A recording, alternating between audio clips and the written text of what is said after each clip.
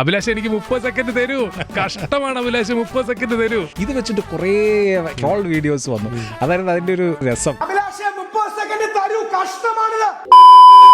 ഒരു ചർച്ചയിൽ 30 സെക്കൻഡിന്റെ പവർ എന്താണ്? ചർച്ചയിൽ 30 സെക്കൻഡ് എന്ന് പറയുന്നത് വളരെ ഇമ്പോർട്ടൻ്റ് ആണ്. 45 മിനിറ്റ് ആണ് ചർച്ച. നമ്മുടെ ആളുകളുടെ അറ്റൻഷൻ സ്പാൻ എന്ന് പറയുന്നത് വളരെ കുറവാണ്. ഒരു 30 സെക്കൻഡിൽ പരമാവധി ഒരു പോയിന്റ് കംപ്ലീറ്റ് ചെയ്തില്ലെങ്കിൽ ആങ്കർക്ക് ഇടപെടേണ്ടി വരും.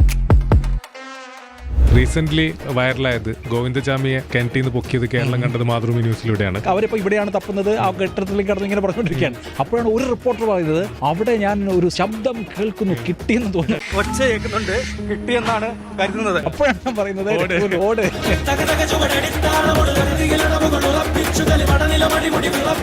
ശരിക്കും വീണോ അവരവിടെ? 3 തവണ വീണു. ഒരു 2 തോടുകൾ ചാടിക്കിടന്നിട്ടാണ് ഇവർ ഓടുന്നത്. കിണറ്റിലേക്ക് വയ്ക്കുമ്പോഴാണ് പൊക്കുന്നത്. അതിന്റെ ടൈമിംഗ് എന്ന് പറയുന്നത് അപാരമാണ്. ഞാൻ ടെലിവിഷൻ ന്യൂസ് ആങ്കർ ആവുന്നുള്ളൊരു പ്രതീക്ഷ എനിക്കില്ല. ഞാൻ കുറച്ച് മെലിഞ്ഞിട്ടാണ്, നല്ല മെലിഞ്ഞിട്ടാണ്.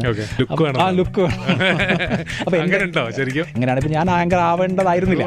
ഭയങ്കര ഫാൻസ് ഉള്ള ലുക്കുള്ള മനുഷ്യനാണെന്നുള്ളത്. ഏറ്റവും തഗ്ഗടിക്കുന്ന ആള് ഇപ്പോഴത്തെ കാലഘട്ടത്തിൽ കൂടുതൽ തഗ്ഗടിക്കുന്ന ന്യൂസ് ആങ്കർമാർ തന്നെ. ആങ്കർമാരാണ്. ലാപ്ടോപ്പിൽ ഒന്നുമില്ല. ഇല്ലേ? ആരുടെ ഇൻട്രോ ഇഷ്ടം? ഹാഷ്മിയാണ് ഇൻട്രോ കിങ്. ഇൻട്രോ അങ്ങനെ പോപ്പുലറൈസ് ചെയ്തത്. കോൺട്രവേഴ്സീസ് എടുക്കുമ്പോൾ പേടിയുണ്ടാവും? നമ്മളിതൊക്കെ എടുക്കണ്ട. ആങ്കേഴ്സിന്റെ ചർച്ചയിൽ നിന്നും ഒരു വാക്ക് ബാൻ ചെയ്യണമെങ്കിൽ അതേതായിരിക്കും? തീർച്ചയായും അതെപ്പോഴും വരും. ഫ്യൂച്ചർ ഓഫ് ടി വി ചർച്ച എന്തായിരിക്കും? ഇപ്പൊ തന്നെ ഒരു 10 കൊല്ലം മുമ്പുള്ള ചർച്ചയിൽ നിന്ന് വ്യത്യസ്തമായിട്ട് ഇപ്പൊ വരിക തഗ്ഗടിക്കുക എന്നുള്ള ഒരു ലൈനിലേക്കാണ് പാനലിസ്റ്റുകൾ നോക്കുന്നത്.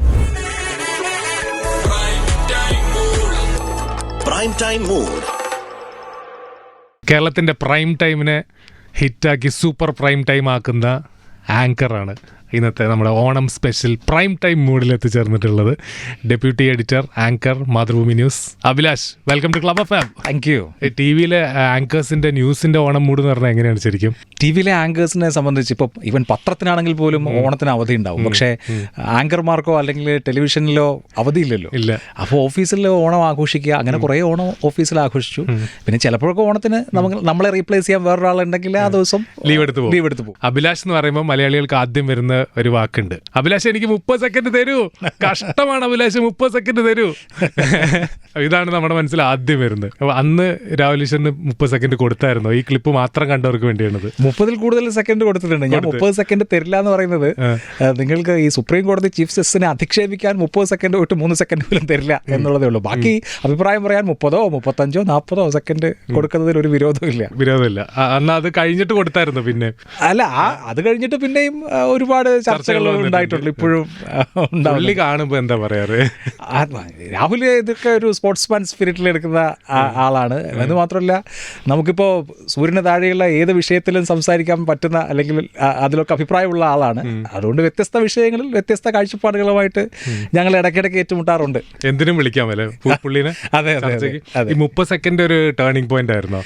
30 സെക്കൻഡ് ആ സമയത്ത് അത് 8 കൊല്ലം മുമ്പാണ്. അന്ന് സോഷ്യൽ മീഡിയ അത് വലിയ തോതിൽ ആഘോഷിച്ചു. അന്ന് ഈ ടിക്ടോക്കിന്റെ ഒക്കെ ഒരു തുടക്കകാലമാണ്. അപ്പോൾ ഇത് വെച്ചിട്ട് കുറേ ഇത്തരത്തിലുള്ള ഷോർട്ട് വീഡിയോസ് വന്നു, ആളുകൾ മിമിക് ചെയ്യുന്നതും അങ്ങനെ കുറേ ട്രോൾ വീഡിയോസ് വന്നു. അതായിരുന്നു അതിന്റെ ഒരു രസം. പല ജീവിത സന്ദർഭങ്ങളെ ഉദാഹരിച്ചിട്ട് ഈ 30 സെക്കൻഡ് എന്നുള്ളത് മാത്രം എടുത്ത് പിന്നെ സിനിമകളിലും ഒക്കെ ഈ 30 സെക്കൻഡ് മെൻഷൻ ചെയ്തു. ചർച്ചയിൽ പറഞ്ഞത് ഒരു ഡയലോഗ് ഹിറ്റായി കഴിയുമ്പോൾ ആസ് എ ആങ്കർ മാറ്റങ്ങൾ ഉണ്ടായോ?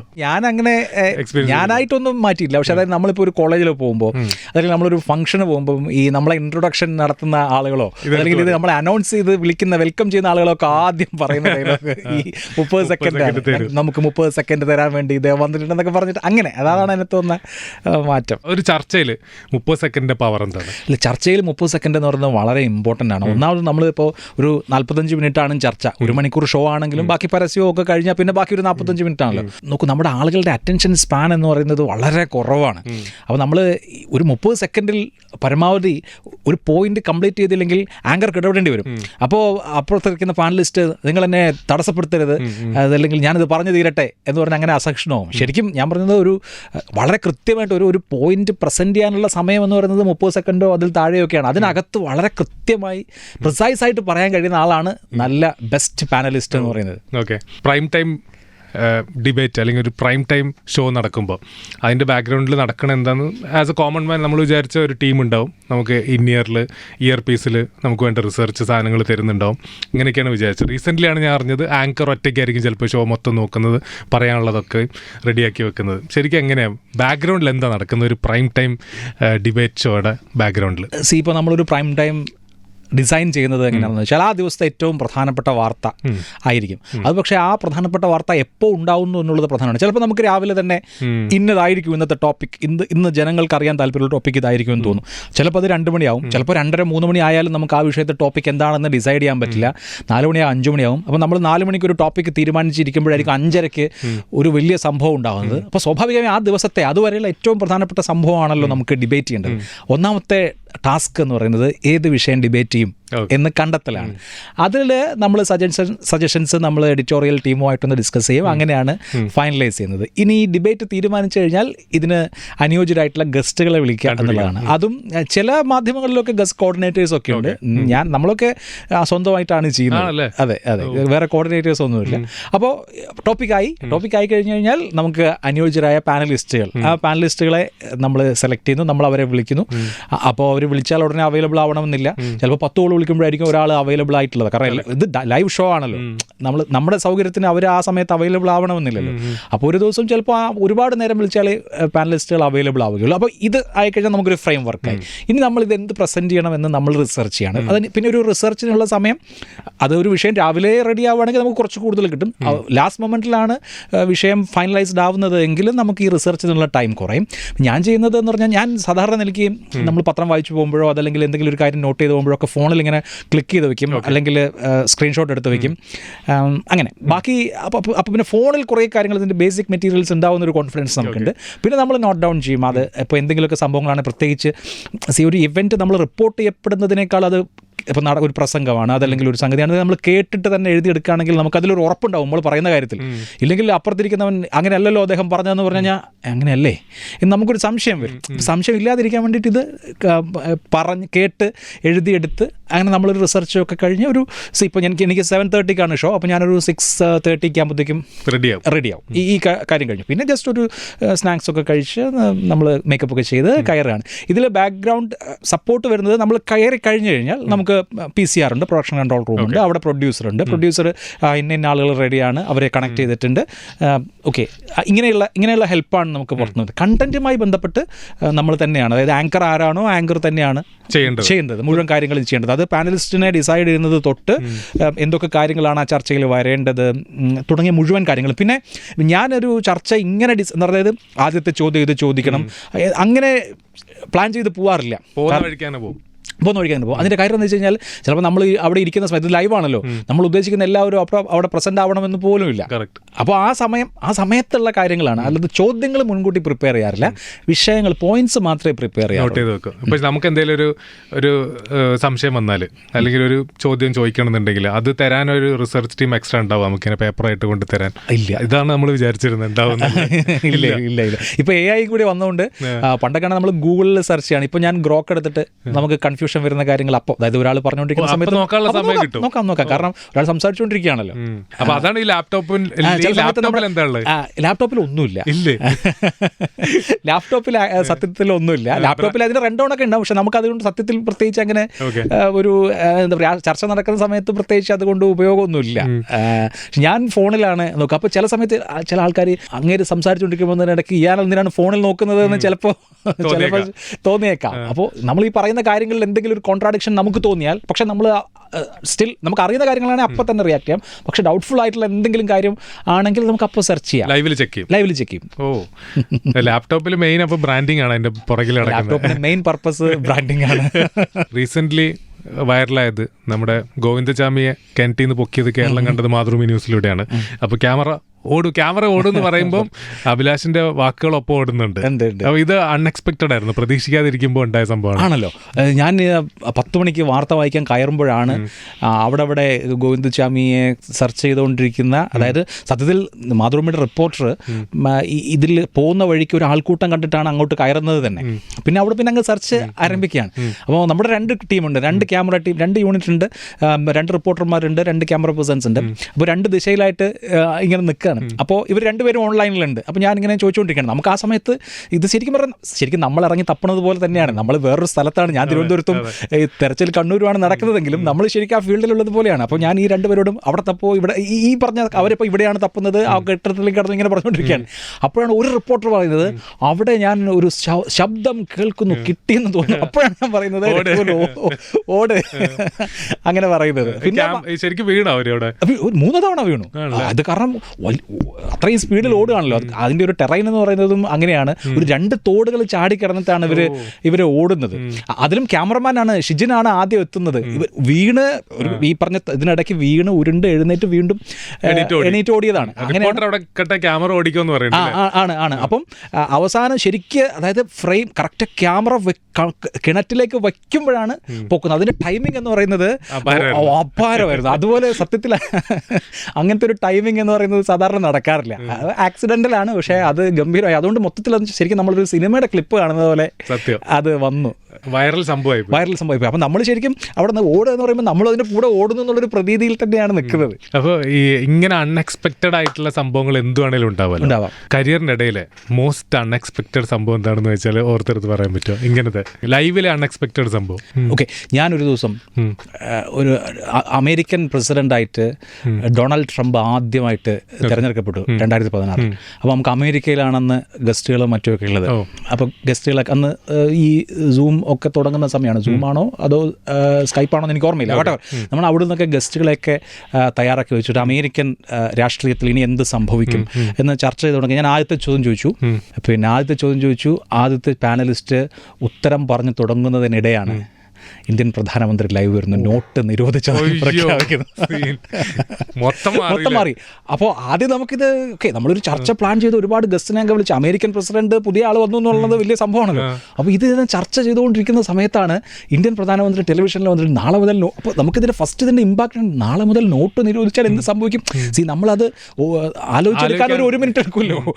അപ്പോൾ അതോടുകൂടി അതായത് ഒരു 1 മിനിറ്റോ 2 മിനിറ്റോ ആയാലും നമുക്കത് കംപ്ലീറ്റ്ലി അത് മനസ്സിലായി വരാൻ ഇദ്ദേഹം പറയുന്നത്. അപ്പോഴത്തേക്ക് ആ ചർച്ച അവിടെ വെച്ച് സ്റ്റോപ്പ് ചെയ്തു. പിന്നെ അങ്ങോട്ട് പുതിയ ചർച്ച. അപ്പോൾ പിന്നെ ഇത് ആദ്യമായിട്ടാണല്ലോ ഒരാൾ കേൾക്കുന്നത് നോട്ട്. അതിനു മുമ്പ് നമ്മൾ നോട്ട് നിരോധിക്കപ്പെടും, നോട്ട് നിരോധിച്ചാൽ എന്ത്, നമുക്കൊരു ഐഡിയ ഇല്ലല്ലോ.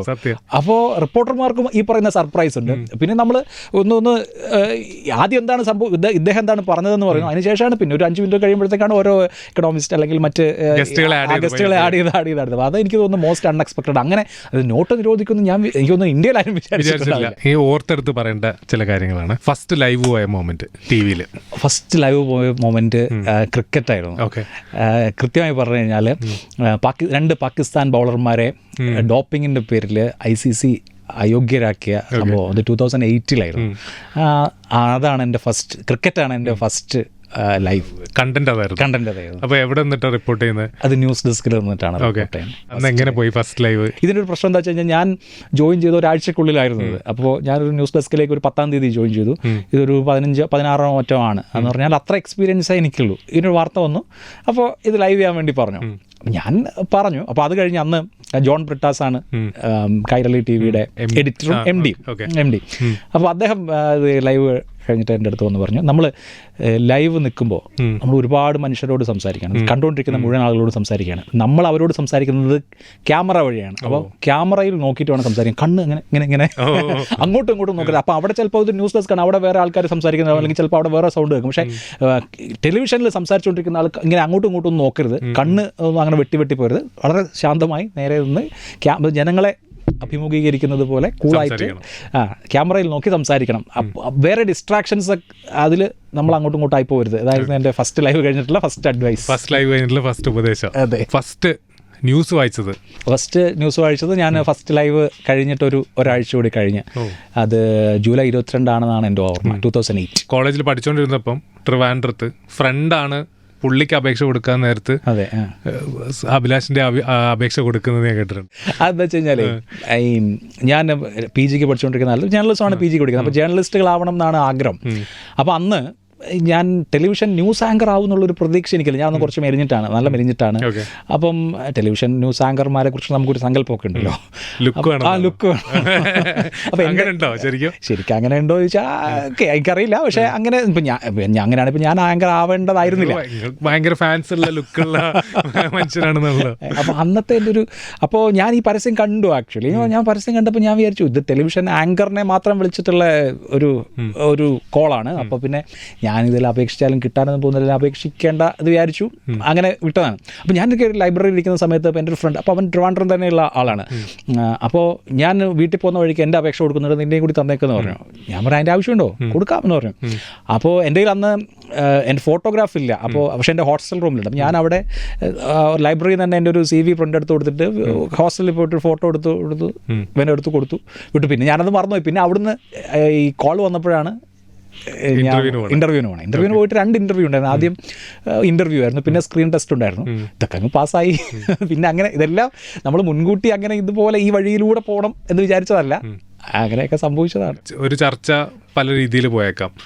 ഒരു ചർച്ച കഴിഞ്ഞിട്ട് ഭീഷണി ഉണ്ടായിട്ടുണ്ടോ ആസ് എൻ ആങ്കർ? ചർച്ച കഴിഞ്ഞ് കഴിഞ്ഞാൽ ഈ സോഷ്യൽ മീഡിയ വഴിയുള്ള ഭീഷണികളൊക്കെ അല്ലാതെ നേരിട്ട് ആരെങ്കിലും വിളിച്ചിട്ട് നിന്നെ ശരിയാക്കി കളയെന്ന് പറയലോ, അതല്ലെങ്കിൽ പ്രമുഖരായ അല്ലെങ്കിൽ നമ്മുടെ നാട്ടിലെ രാഷ്ട്രീയ നേതാക്കളോ അല്ലെങ്കിൽ അതുപോലെയുള്ള ആളുകളോ അങ്ങനെയൊന്നും ആരും, കേരളം എനിക്ക് തോന്നുന്നത് വളരെ പ്ലൂറലായിട്ടുള്ളൊരു സൊസൈറ്റിയാണ്, അതുപോലെയുള്ള വിമർശനങ്ങളും ഭീഷണികളും ഒന്നും വന്നിട്ടില്ല. ഈ പറഞ്ഞ ഭീഷണി എന്നൊക്കെ പറയുന്നത് ഈ സോഷ്യൽ മീഡിയയിലൊക്കെ നമുക്ക് ആരാണെന്നോ എന്താണെന്നോ അറിയാത്ത തരത്തിലുള്ള ആളുകളുണ്ടല്ലോ. അപ്പോൾ ചിലപ്പോൾ അവരുടെ പ്രസ്ഥാനത്തെ വിമർശിച്ചാൽ അവർക്ക് ദേഷ്യം വരും, അത്തരം കാര്യങ്ങളേ ഉള്ളൂ. അതല്ലാതെ ഒരു ഭീഷണിയൊന്നുമില്ല, അത് നമ്മൾ മൈൻഡ് ചെയ്യാറില്ല. ഓക്കെ, വേണ്ടാന്ന് തോന്നിയ ഒരു ചർച്ച ഉണ്ടായിരുന്നു എപ്പോഴെങ്കിലും? ഇത് വേണ്ടായിരുന്നു, ഈ ചർച്ച എടുക്കണ്ടായിരുന്നു വേണ്ടാന്ന് തോന്നിയ ചർച്ചകളൊക്കെ തുടങ്ങിയും പോയി. അതെ, അങ്ങനെ തോന്നിയിട്ടുണ്ടോ? വേണ്ടാന്ന് തോന്നിയ ചർച്ച ഉണ്ടായിട്ടുണ്ട്. പിന്നെ ഇപ്പൊ ചില ആളുകളെ വിളിക്കേണ്ടിയിരുന്നില്ല എന്ന് തോന്നിയ ചർച്ച ഉണ്ടാവും. നമ്മൾ ഇങ്ങനെ പോയി. പിന്നെ എന്താ വെച്ച് കഴിഞ്ഞാൽ എല്ലാ ദിവസവും ചെയ്യണമല്ലോ, നമുക്ക് വളരെ സെലക്റ്റീവ് ആവാൻ പറ്റില്ല. അപ്പോൾ അതാ ദിവസത്തെ വിഷയങ്ങളായിരിക്കും നമ്മൾ ചർച്ച ചെയ്യാം.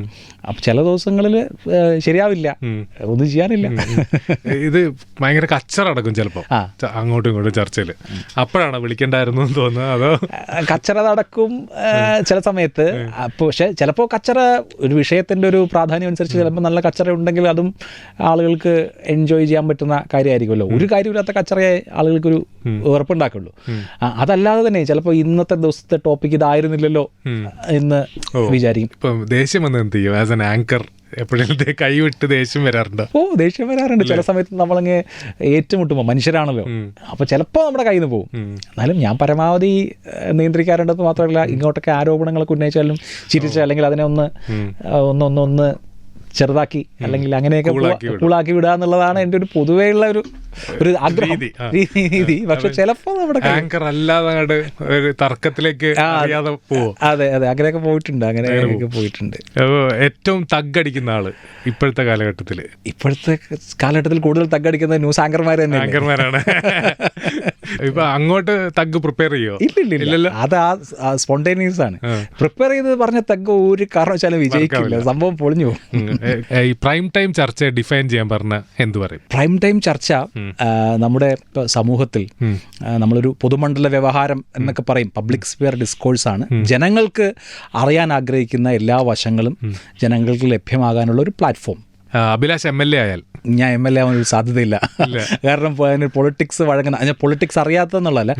ഒരു MLA എന്ന് പറഞ്ഞു കഴിഞ്ഞാൽ രാവിലെ 5 മണിയോ 6 മണിയോ മുതൽ ജനങ്ങളെ കേൾക്കുകയും അവർക്ക് വേണ്ടി അവരുടെ എല്ലാ കാര്യങ്ങളും അതുപോലെ അറ്റൻഡ് ചെയ്യുകയും ചെയ്യേണ്ട ആളല്ലേ. നമ്മളെപ്പോലെ നമുക്ക് തോന്നുമ്പോൾ പുസ്തകം വായിക്കണം, പാട്ട് കേൾക്കണം, സിനിമ കാണണം എന്നൊക്കെ പറഞ്ഞു കഴിഞ്ഞാൽ അലസമായ ജീവിതം ഒരു MLAക്ക് സാധ്യമാവുന്ന കാര്യമല്ലല്ലോ. അഭിലാഷിന്റെ മെന്റർ ആരാണെന്ന് വെച്ചാൽ അതിനൊരു ആൻസർ ഉണ്ടോ? അങ്ങനെ അപ്പോൾ എൻ്റെ എന്താ പറയുക, ഞാൻ ഓരോ സ്ഥാപനങ്ങളിൽ ജോലി ചെയ്തുകൊണ്ടിരുന്ന സമയങ്ങളിലെ മെൻറ്റേഴ്സ് ഉണ്ട്. അതിപ്പോൾ ഏത് സ്ഥാപനത്തിലുണ്ട്. ഇപ്പം അത് നമുക്ക് ഇപ്പോൾ ജോൺ ബ്രിട്ടാസിനെയും MP നികേഷ് കുമാറിനെയും CL തോമസിനെയും രാജീവ് ദേവരാജിനെയും ഒക്കെ പറയാം. ഓരോ സ്ഥാപനങ്ങളിലെയും നമ്മളെ എന്താ പറയുക, അത് അങ്ങനെ തന്നെയാണ്. അവർ വലിയ വാസ്റ്റ് എക്സ്പീരിയൻസ് ഉള്ള സീനിയർ ആയിട്ടുള്ള ആളുകളാണ്. അപ്പോൾ സ്വാഭാവികമായിട്ടും നമുക്ക് പഠിക്കാൻ ഏറെ ഉണ്ടാവും. അഭിലാഷ് കാണുന്ന ആങ്കേഴ്സ് ആരൊക്കെയാണ്? എല്ലാവരും കാണോ? ബാക്കി കോമ്പറ്റീറ്റേഴ്സിന് കുത്തിയിരുന്ന് കാണോ? അവരിന്ന് എന്ത് ചർച്ച ചെയ്തു? പണ്ട് അതായത് ഞാൻ ചർച്ചയൊക്കെ തുടങ്ങുന്ന കാലത്ത് അന്ന് 12 മണിക്ക് എല്ലാ ചാനലിലും നമ്മൾ ആങ്കർ ചെയ്യുമ്പോൾ നമുക്ക് മറ്റു കാണാൻ പറ്റില്ലല്ലോ, വേറൊരു പ്രൈം ടൈം കാണാൻ പറ്റില്ലല്ലോ. പക്ഷേ അതിനുശേഷം ഇതിന് റിപ്പീറ്റ് ടെലികാസ്റ്റ് ഉണ്ടാവും 12 മണിക്കും 1 മണിക്കും ഒക്കെ. അന്ന് കാണുമായിരുന്നു. ഇപ്പോൾ ഞാൻ ഇങ്ങനെ എന്താ പറയുക, ഒരു ചർച്ചയായിട്ടങ്ങ് കാണില്ല. മറിച്ചിപ്പം ചിലപ്പോൾ ഇപ്പോൾ യൂട്യൂബിൽ കാണാനുള്ള സൗകര്യം ഉള്ളതുകൊണ്ട് ഇന്നലെ അവിടെ എന്ത് സംഭവിച്ചു, ഇന്നലെ ഇപ്പോൾ ഏഷ്യാനെറ്റിൽ എന്ത് സംഭവിച്ചു, 24 എന്ത് സംഭവിച്ചു, അങ്ങനെ നോക്കും. പിന്നെ കുറേ എന്തെങ്കിലുമൊക്കെ ഇപ്പോൾ ഫേസ്ബുക്കിലോ ഒക്കെ എന്തെങ്കിലുമൊക്കെ വരികയാണെന്നുണ്ടെങ്കിൽ ആ സമയത്ത് എന്താണ് സംഭവിച്ചത്, സത്യത്തിൽ ഒരു ചർച്ച മുഴുവൻ കാണാനുള്ള ഒരു സമയവും ഇല്ല. പക്ഷെ എന്നാലും നോക്കും. നമ്മൾ കാണും എന്നുള്ളതിനേക്കാളും അത് ജസ്റ്റ് ഒന്ന് സംഭവം എന്താണെന്ന് നോക്കും. ഇപ്പോൾ നമ്മൾ ആങ്കറിങ് തുടങ്ങി കഴിഞ്ഞിട്ട് TV ന്യൂസ് ആങ്കർ ആയി കഴിഞ്ഞിട്ട് നമ്മുടെ സംസാര ശൈലി മാറുമോ? ആങ്കറിങ് സംസാര ശൈലിയും സാധാരണ സംസാര ശൈലിയും മാറിയിട്ടുണ്ടോ എന്നുള്ളത് സത്യത്തിൽ മറ്റുള്ളവരാണ് പറയേണ്ടത്. പക്ഷെ അങ്ങനെ പ്രകടമായ മാറ്റം ഇല്ല എന്നാണ് എനിക്ക് തോന്നുന്നത്. ഞാൻ ആലക്കോട് എന്ന് പറയുന്ന സ്ഥലത്താണ്, ശരിക്കും കുടിയേറ്റ മേഖലയാണ്. അപ്പോൾ ശരിക്ക് നമ്മൾ ഈ സ്റ്റാൻഡേർഡ് മലയാളം എന്നൊക്കെ പറയാവുന്ന മലയാളത്തിനോട് അടുത്ത് നിൽക്കുന്ന മലയാളമാണ്. കണ്ണൂർ സ്ലാങ് അധികമില്ല. അപ്പോൾ അതുകൊണ്ട് അങ്ങനെ വളരെ പ്രകടമായ മാറ്റം ഇല്ല എന്നാണ് എനിക്ക് തോന്നുന്നത്. ഓക്കെ. ഇപ്പോൾ ക്യാപ്സ്യൂൾസ് ആയിട്ടാണ് പൊളിറ്റിക്കൽ പാർട്ടീസ് ഡിസ്കഷന് വരുമ്പോൾ വരാൻ സാധ്യത എന്ന് പറഞ്ഞു. ക്യാപ്സ്യൂൾസ് ഒരു ചാലഞ്ചാണോ? നമുക്ക് കീറാമുട്ടിയായിട്ട് നിൽക്കുന്ന ഒരു സംഗതി നമ്മൾ എക്സ്പെക്ട് ചെയ്യണം. ഇന്നിപ്പോൾ ഈ പാർട്ടിയുടെ ഡിഫൻസ് ഇതായിരിക്കും, ഇന്നിവർ പറയാൻ പോകുന്നത് ഇതായിരിക്കും, അപ്പോൾ ഇന്നിത് പറയാൻ പോകുന്നത് ഇതായിരിക്കും എന്ന് നമ്മൾ മനസ്സിലാക്കിയാൽ അതിൻ്റെ മറുവശം എന്താണ് എന്നുള്ളത് അറിഞ്ഞിരിക്കാം. ഇപ്പോൾ ഈ കഴിഞ്ഞ ദിവസം നമ്മുടെ ഈ ഒരു CSDSൻ്റെ ഉപാധ്യക്ഷൻ തന്നെ അയാളുടെ ട്വീറ്റ് പിൻവലിച്ചു. രാഹുൽ ഗാന്ധി പറഞ്ഞതെല്ലാം തെറ്റിപ്പോയി എന്ന് BJP-ക്കാർ പറയും എന്ന് നേരത്തെ അറിയാവുന്നതുകൊണ്ട് എന്താണ് പുള്ളി ഡിലീറ്റ് ചെയ്തത്, എന്താണ് ഡിലീറ്റ് ചെയ്യാൻ ആധാരമായ കാര്യം നമ്മൾ നേരത്തെ നോക്കി വെച്ച് കഴിഞ്ഞാൽ ഈസിയാണ്. ഓക്കെ. ഇന്റർവ്യൂ ചെയ്യാൻ ആഗ്രഹമുള്ള ഒരാളെ ചോദിച്ചാൽ ആര് പറയും? മോഹൻലാൽ. ഞാൻ ഇതുവരെ മോഹൻലാലിന് ഇന്റർവ്യൂ എടുത്തില്ല, മമ്മൂക്കനൊക്കെ ഇന്റർവ്യൂ ചെയ്തിട്ടുണ്ട്. ഓക്കെ. ലാലേട്ടനെ ഇന്റർവ്യൂ ചെയ്യാനാണ് ആഗ്രഹം. ലാലേട്ടൻ ഫാനാണോ? അഭിലാഷ്? അങ്ങനെയില്ല, ചെറുതായിട്ട്. ലാലേട്ടനും മമ്മൂക്കയൊക്കെ ഒരുപോലെയാണ്. ഓക്കെ. കയ്യിന്ന് പോയ ഒരു ചർച്ച ചോദിച്ചാൽ ഈ അടുത്ത് കയ്യിന്ന് പോയ ചർച്ച ഒന്ന് നമ്മുടെ ഈ മുനമ്പം വഖഫുമായി ബന്ധപ്പെട്ട ഒരു ചർച്ച. അത് ഭയങ്കര ലൗഡായി, അങ്ങനെ കച്ചറയായി, അങ്ങനെ കയ്യിന്ന് പോയി. അതുപോലെ അതാണ് എനിക്ക് തോന്നുന്നത് റീസെൻ്റ്ലി ഓർക്കാനുള്ള. അപ്പോൾ ഇത് കയ്യിന്ന് പോകുമ്പോൾ നമ്മുടെ ടീം വന്ന് പറയൂലേ, ഒന്ന് പോകുന്നുണ്ട് പിടിച്ചോ? അങ്ങനെയില്ല, അങ്ങനെ നോക്കാനില്ല, പോയതാണല്ലേ? പോയതന്നെ. ഓക്കെ. ഏറ്റവും വലിയ സന്തോഷം എന്താണെന്ന് വെച്ചാൽ എന്ത് പറയും ആസ് എ TV ആങ്കർ? ഏറ്റവും വലിയ സന്തോഷം നമ്മുടെ ചർച്ചയൊക്കെ കണ്ടിട്ട് ആൾക്കാർ നല്ലത് പറയുന്നത്, നല്ല അഭിപ്രായങ്ങൾ പറയുന്നത്. നമ്മളിപ്പോൾ സത്യത്തിൽ ഇതൊരു ജോലിയാണല്ലോ, അപ്പോൾ ആ ജോലി ചെയ്യുന്നത് മറ്റുള്ള ആളുകൾക്ക് ഏതെങ്കിലും തരത്തിൽ ഗുണകരമാവുന്നത്. എനിക്ക് അങ്ങനത്തെ കുറേ എക്സ്പീരിയൻസ് ആളുകൾ ഷെയർ ചെയ്യുന്ന എക്സ്പീരിയൻസ് ഉണ്ട്.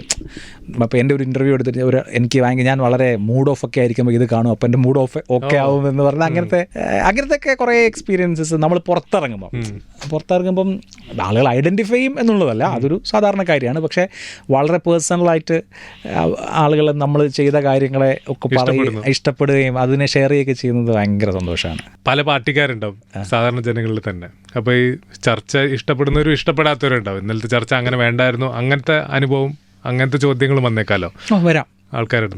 ആളുകൾ ചിലപ്പോൾ അവരുടെ സന്തോഷം പറയും, ചിലപ്പം എന്നാലും ഇന്നലെ അങ്ങനെ പറഞ്ഞല്ലോ ഞാൻ പ്രതീക്ഷിച്ചില്ല കേട്ടോ, നിങ്ങൾ അങ്ങനെ പറയുമെന്ന് ഞാൻ വിചാരിച്ചില്ല എന്നൊക്കെ പറഞ്ഞിട്ട് ആളുകൾ പറയാറ്. അഭിലാഷിന്റെ തന്നെ നിറ ഇപ്പോഴാണ് അറിഞ്ഞതെന്നൊക്കെ പറയും.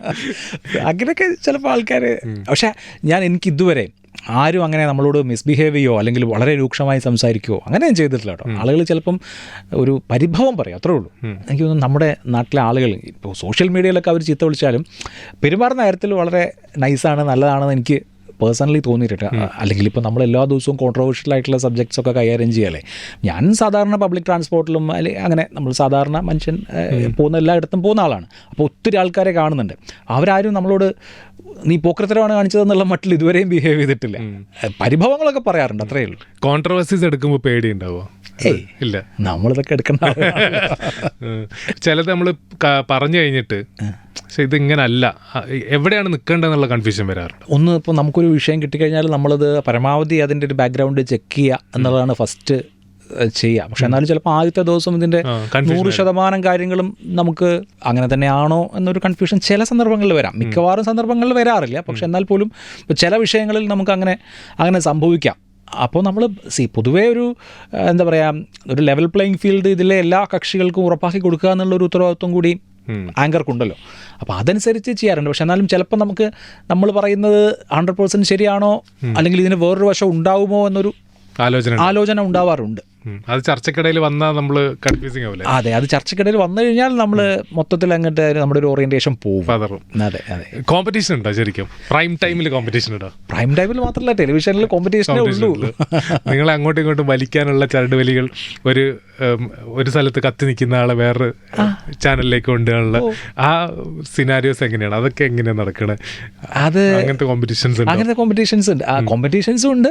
അതിപ്പം എനിക്ക് തോന്നുന്നു എല്ലാ ആങ്കേഴ്സിനെ സംബന്ധിച്ചും അങ്ങനെ ഇൻവിറ്റേഷൻസ് വരിക, അപ്പം അതിൻ്റെ ഭാഗമായിട്ടുള്ള കാര്യങ്ങളും സമ്മർദ്ദം, അങ്ങനെ കാര്യങ്ങൾ ഉണ്ടായിട്ടുണ്ട്, പലവട്ടം ഉണ്ടാവാറുണ്ട്. കോമ്പറ്റീറ്റീവ് ആണ്. അതൊരു കണക്കിന് നല്ലതല്ലേ? പിന്നെ നമ്മുടെ മാർക്കറ്റ് വാല്യൂ കൂടുന്നത് അങ്ങനെയാണ്. ഓക്കെ, ഒരു ഇമാജിനറി സിറ്റുവേഷൻ ആണ്. കേരളത്തിന് ഒരു വനിതാ മുഖ്യമന്ത്രി വരുന്നു, അഭിലാഷ് വാർത്ത വായിക്കുന്നു, എന്തു പറയും? ഫസ്റ്റ് ലൈൻ ഇതൊരു ചരിത്ര നിമിഷമാണ് എന്നായിരിക്കും. കാരണം ഇതുവരെ കേരളത്തിൽ നമ്മൾ ഇത്രയും പുരോഗമിച്ചിട്ട് ഒരു വനിതാ മുഖ്യമന്ത്രി ഉണ്ടായിട്ടില്ല.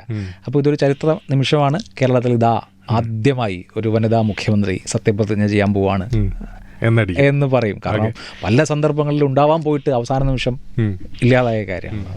ഇങ്ങനെ വാർത്ത വായിച്ചുകൊണ്ടിരിക്കുമ്പോൾ സംഭവിക്കണം എന്ന് ആഗ്രഹമുള്ള എന്തെങ്കിലും ഉണ്ടോ? ഞാൻ വാർത്ത വായിച്ചുകൊണ്ടിരിക്കുമ്പോൾ സംഭവിക്കണം.